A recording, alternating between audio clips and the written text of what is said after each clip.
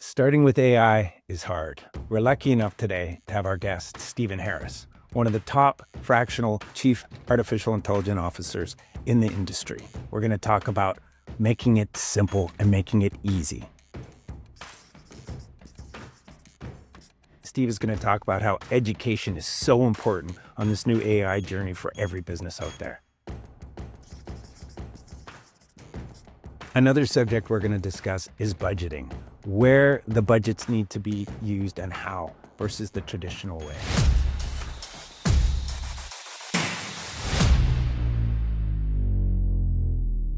Now let's go join Steve Harris and show everybody how starting with AI is done easy. So Steve, thanks for joining us today. I really appreciate it. And before we get started, I kind of want to get you to give a little quick overview of what you do and what you specialize in right now. Since I guess I got into generative AI a month or so after ChatGPT got launched, it became really apparent to me how important this technology was going to be and how disruptive this technology was going to be. And then since June 2024, I've been working full steam in generative AI. I've worked with over 30 organizations, speaking, training, executing projects on their behalf, and also guiding them on generative AI implementations.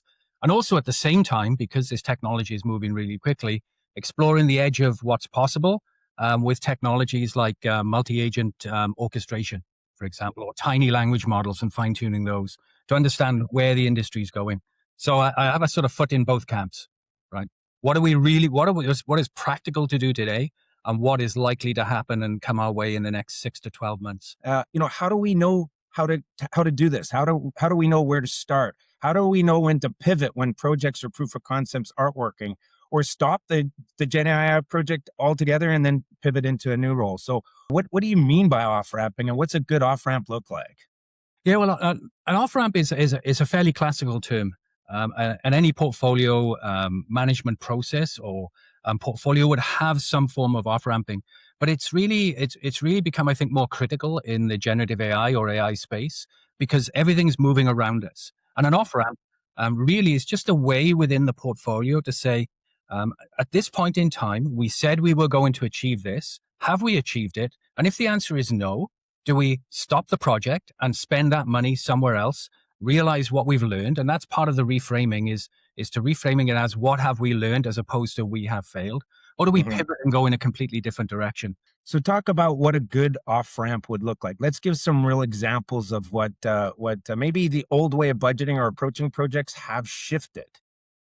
Yeah, I think that's a fair comment to say that the old way would be largely predictable, right? So if you were going to do an ERP implementation or a CRM implementation, there are implementation providers out there who already understand what the project looks like.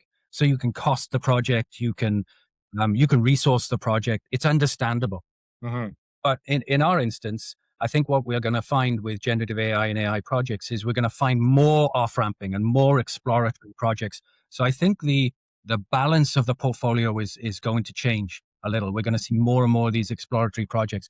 And what that means, like in practical terms, is trying to remove the emotion from, because emotion, people get tied to projects, right? Trying to remove the emotion from the decision so that at predictable gates, you've got that decision. And it could be something as simple as, have we got evidence of improvement in outputs? Because we know these models are non-deterministic. Have we reached that 95% accuracy or 90% accuracy that we need? Mm-hmm. Have we reduced the risk, like the blast radius of failure or the or added human in the loop steps to control that blast radius? Because what we're doing now is introducing systems which can make decisions much, much more quickly than we were able to do before. So yeah, you're typically in the customer's environments before we are. We're the ones building these multimodal agentic tools. But even milestones in projects that I've had over my 30 years, they've changed. Milestones today aren't necessarily the finish line because, with these tools that we're building, we launch them into the customer's environment and the accuracy of the answers are doing really well and really improvement, but they're not at that level of, holy smokes, we can roll this out to enterprise. And so the milestones are, what do we achieve at this milestone? Are we seeing the light at the end of the tunnel? Because when we roll these out, we start tuning them and tweaking them. And so day one, our engineering team will be like, look what we've accomplished. This is amazing. But the customer's like, it's only at like 60% and it's not accurate all the time. And I asked the same question in a different way and it didn't result the answer I wanted it to. So the milestone wasn't to achieve 100%. The milestone was we're leading down that path and we're successful to see that as we tune this, we're going to get really good results. So that comes down to around the mechanics for high risk generative AI. So how do you apply classic portfolio stage gates to Gen AI without killing the speed of this project? Well, I think that there's sort of two sides to it, and I'll take a step into one area first. But I think the second area you've already identified, right? The criteria is 60%. Yeah. What I noticed in my very, very first project that I took on, there was this sort of frustration about the types of responses we were getting back from generative AI. Yeah. Why is almost you just expressed it, like why isn't this perfect? And I quickly realized right in that first project that there's an expectation setting exercise that needs to happen. And right at the start of any project that I take on now, there's some training exercise, there's work that's done, presentations, meetings, discussions, workshops, to make sure that people understand what's possible and what's not possible, because there's a huge amount of hype around the tech, right? Huge amount of hype.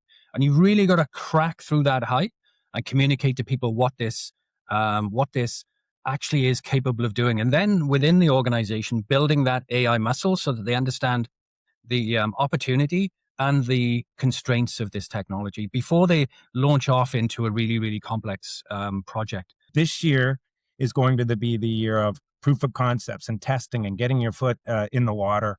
And then the following year, it's going to be full out agentic rollout to these organizations where the whole organization is going to change the way they did business. But the executive team, that business lead, needs to be involved in a key part of the delivery, which is the technical team from that enterprise.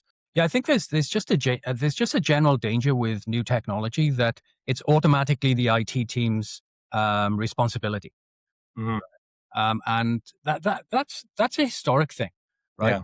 You can think so. I've seen the same thing happen with cell phones. I've seen the same thing. If we go back to when PCs first landed, but really what needs to happen here is almost like an education piece to the broader business community to explain to them what this actually is. That it's really going to impact the way that you work, your existing processes, but it could also result in a completely different way of working. You've already touched on agents and where we're likely to go with agents, and I'm 100% with you. But there was a whole host of hype at the end of 2024. 2025 was going to be the year of agents. And I built my first agent towards the end of 2024 in Langflow, and that was like version 1.1.1. I fixed a bunch of bugs in it, and wrote some code, and it was obvious it wasn't going to be the year. But there just needs to be some education with the broader business community that cuts through the hype, to allow them to understand what this technology is capable of, and also what it's not capable of. So it's almost like an education piece. It is, to be honest with you, Chris. So what should be funded before a proof of concept? What's the minimum viable business case or case prep an organization would do? Yeah, very, very often organizations, as part of their portfolio management processes, will have some pre-implementation funding. It's basically a small amount of money that allows a team to go off and do some exploratory work, and it's risky funding, right? And there's not necessarily an expectation that you'll come back with a really, really clear business case. Although the case itself has to be compelling, there are a couple of traps, right? There's this like escalation of commitment piece, right? And it's like, we're so close, right? We just need one more sprint. We've spent so much money. You've got the sunk cost fallacy. You've got all of that stuff. And that's where this gating and being really clear about what the gates look like. Yeah. That's right. You've got loss aversion, right? People get so attached to the work that they sometimes have a problem saying, oh, you know what, that wasn't a good direction to go in. For some reason, they feel like that's a poor decision on their behalf. Yeah. As opposed to leadership reframing it to be, this is a disciplined approach for us to learn more at this phase. Yeah. We may stop spending. Yeah. And then you've got this like narrative lock-in piece where the whole project or program was framed as AI transformation. It becomes the identity of the work, and it's hard to walk away from that. Yeah. You need to counter that really by the language that my clients use, which is we're going to proceed carefully. We're going to validate each step. We're going to move forward and understand the risk before we scale, right? And that way, it's sort of easier to mentally detach yourself from the process and say we're going to stop going in this direction and we're going to turn right or we're going to turn left, right? Monthly rolling continuous budget plan rather than the annual. So have you been seeing that? Are you helping people with that in the marketplace right now? The organizations I'm working with are not quite at that point, but Right. the way that I could see that actually working is you're still going to have an annual budget because that's Yep. just the way companies work, right? Mhm. But I can absolutely see a chunk of the budget, whether that's a capital budget, an operating budget, becoming more flexible in its application. And then you basically take that slice of the budget. So you allow the yearly budget cycle to continue, but you take a slice of that budget that's destined for something that's a little more exploratory, and we'll have a different management process around it. We'll have a lighter process, and that could be a monthly planning cycle, a 2-month planning cycle, whatever works for your organization, because it's not going to be a one size fits all situation. No. The organizations that I've worked with have been anything from a small sort of 5-person startup. They've got some money, they've got some engineering talent, they've got a product, to 1,700 people that's been around for decades and decades and decades. And those are different types of organizations. So there's going to be a sort of slice and dice that fits that type of organization. But I think the common theme will be there's going to be a chunk of that money that is going to be allocated towards generative AI or AI projects, even right through to agent development, and that's going to be exploratory. Yeah. And then there's obviously risk tolerances within organizations. Every organization has different levels of risk tolerance. More mature organizations in regulated industries might have a much lower risk tolerance than the 5-person startup that I told. Yeah, and I think the tools that CEOs, CFOs will have that will be able to trigger early warning signs of where their budget is being allocated is coming. They're going to have dashboards that things will start to go yellow and red and be able to identify this. So instead of continuing to go down there, the quote capital goes where ROI is highest now, not where it was last year. Like where's our capital going today? And I'm seeing that finance has got to become strategic rather than administrative in an organization, and being so finances, business executive, and IT all being involved in these projects, even though it might be just an IT director of AI with a business analyst building it. That leadership needs to be in there where they can actually see those trigger and warning signs. So it is going to be an amazing year in 2026 and an investment on AI. And what are you betting on? What are you seeing the shift? Like I've seen crazy differences since 24. It's funny. Yeah. What are you seeing? Where are you thinking things are going to go this year, especially in the BC market? Because that's where we are. Yeah, it's interesting in BC. BC, we seem to be a conservative province by nature, and that seems to filter right down to commercial organizations. I'm hoping that what we'll see a political element to this to help understand that we need to drive this forward as a province, and we need to drive this forward as a country. Yeah. And I'm hoping we'll see more movement at that level. But I would love to see more on the business side. I would love to see more education happening on the business side. I would love to see us driving more education into organizations so that they can understand what can be done and also what can't be done. It's important to understand the boundaries.